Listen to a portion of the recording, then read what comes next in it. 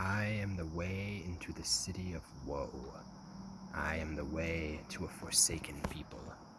I am the way into eternal sorrow. Sacred justice moved my architect. I was raised here by divine omnipotence, primordial love, and ultimate intellect. Only those elements time cannot wear were made before me, and beyond time I stand. Abandon all hope, ye who enter here. These mysteries I read cut into stone above a gate, and turning I said, Master, what is the meaning of this harsh inscription? And he then, as initiate to novice, here must you put by all division of spirit, and gather your soul against all cowardice. This is the place I told you to expect. Here you shall pass among the fallen people, souls who have lost the good of intellect. So saying, he put forth his hand to me, and with a gentle and encouraging smile, he led me through the gate of mystery.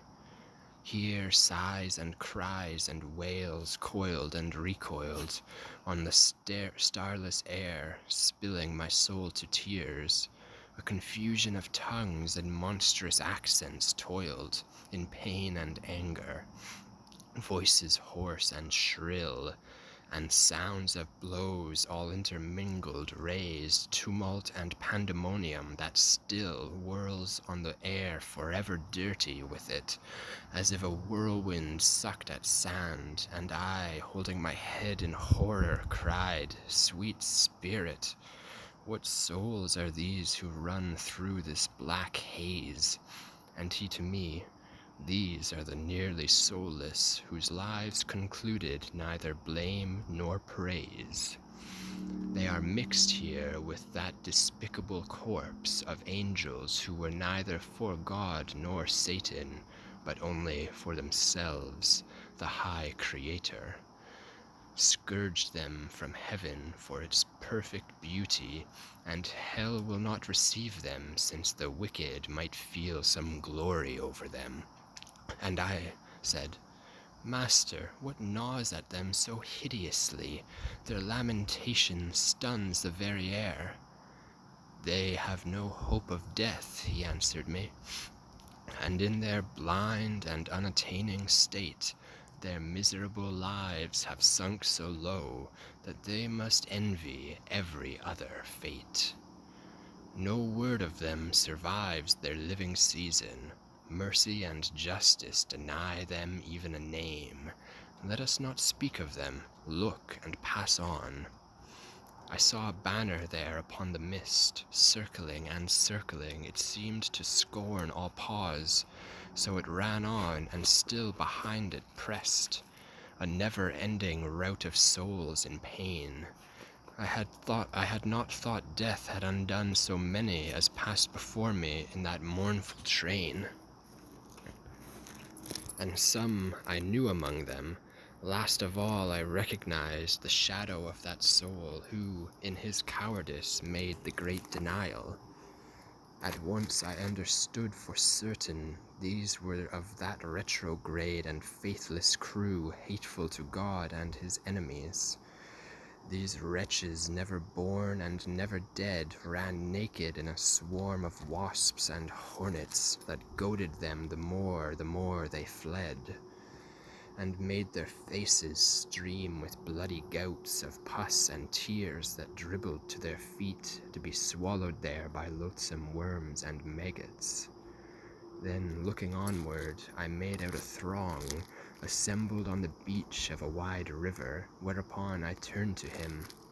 Master, I long to know what souls these are, and what strange usage makes them as eager to cross as they seem to be in this infected light. At which the sage said, All this shall be made known to you when we stand on the joyless beach of Acheron. And I cast down my eyes, sensing a reprimand in what he said, and so walked at his side in silence and ashamed until we came through the dead cavern to that sunless tide. There, steering toward us in an ancient ferry, came an old man with a white bush of hair, bellowing, "Woe to you, depraved souls! Bury here and forever all hopes of paradise. I come to lead you to the other shore, into eternal dark and fire and ice. And you who are living yet, I say, begone from these who are dead." But when he saw me stand against his violence, he began again. "By other windings and by other steerage shall you cross to that other shore. Not here, not here. A lighter craft than mine must give you passage." And my guide said to him, "Charon, bite back your spleen. This has been willed where what is willed must be, and is not yours to ask what it may mean." The steersman of that marsh of ruined souls, who wore a wheel of flame around each eye, stifled the rage that shook his woolly jowls. But those unmanned and naked spirits there turned pale with fear, and their teeth began to chatter at sound of his crude bellow. In despair, they blasphemed God, their parents, their time on earth, the race of Adam, and the day and the hour, and the place and the seed and the womb that gave them birth.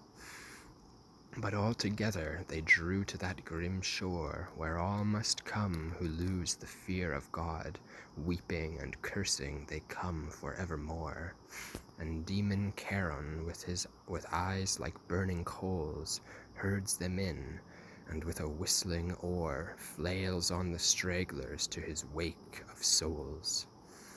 As leaves in autumn loosen and stream down until the branch stands bare above its tatters spread on the rustling ground, so one by one the evil seed of Adam in its fall cast themselves at his signal from the shore and streamed away like birds who hear their call. So they are gone over that shadowy water, and always before they reach the other shore, a new noise stirs on this, and new throngs gather. My son, the courteous master, said to me, all who die in the shadow of God's wrath converge to this from every clime and country, and all pass over eagerly, for here divine justice transforms and spurs them so their dread turns wish. They yearn for what they fear. No soul in grace comes ever to this crossing. Therefore, if Charon rages at your presence, you will understand the reason for his cursing. When he had spoken, all the twilight country shook so violently, the terror of it bathes me with sweat even in memory. The tear-soaked ground gave out a sigh of wind that spewed itself in flame on a red sky, and all my shattered senses left me blind. Like one whom sleep comes over in a swoon, I stumbled into darkness and went, "Dune?" That's down, but he's trying to rhyme.